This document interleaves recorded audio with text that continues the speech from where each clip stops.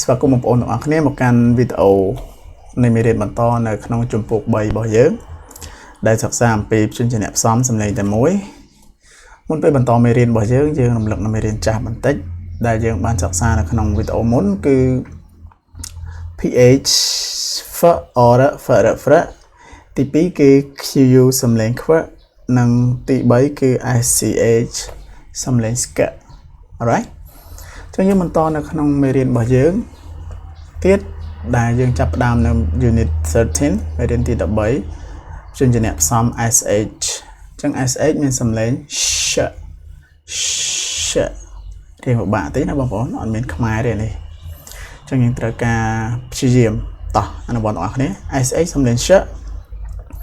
e នេះគឺស្រៈ e she ទី2 sh សំឡេង sh I មាន e គឺស្រៈ I shy and shy និង shine ទី3 sh សំឡេង sh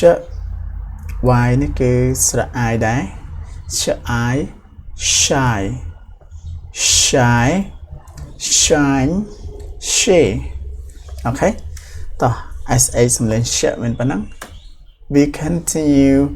our unit 14 មេរៀនទី14ទៀតdigraphs sh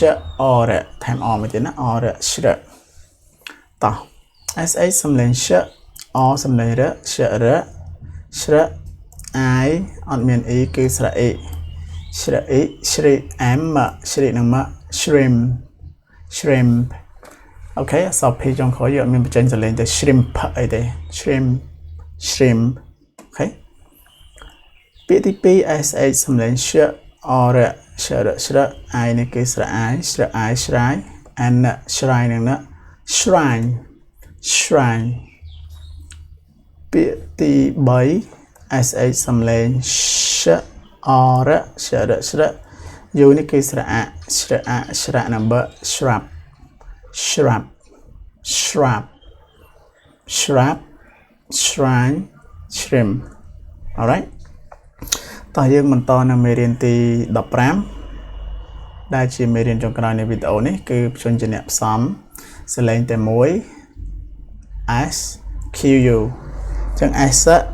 q u ខ្វៈចឹងសខ្វៈតើអនុវត្តដល់គ្នា s q u សខ្វៈ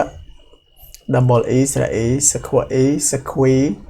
z e ដូចតែ z ដែរទេ squeeze និង z squeeze អូខេពាក្យទី2 x q u សំឡេងខ្វៈឬក៏យើងចង់អានពីរតង់ក៏បានដែរ s q u ខ្វៈសខ្វៈ a or e គឺស្រៈ air សខ្វៈ air square អូខេវីដេអូមេរៀនយើងវីដេអូនេះមានតែប៉ុណ្ណេះ sh សំឡេង sh sh or សំឡេង shr និង sq u សំឡេងសខ្វៈជួបគ្នានៅក្នុងវីដេអូបន្ទាប់អនុវត្តពាក្យបន្ថែមនៅក្នុងសៀវភៅពុម្ពបងប្អូនទាំងអស់គ្នាជម្រាបលាទាំងអស់គ្នា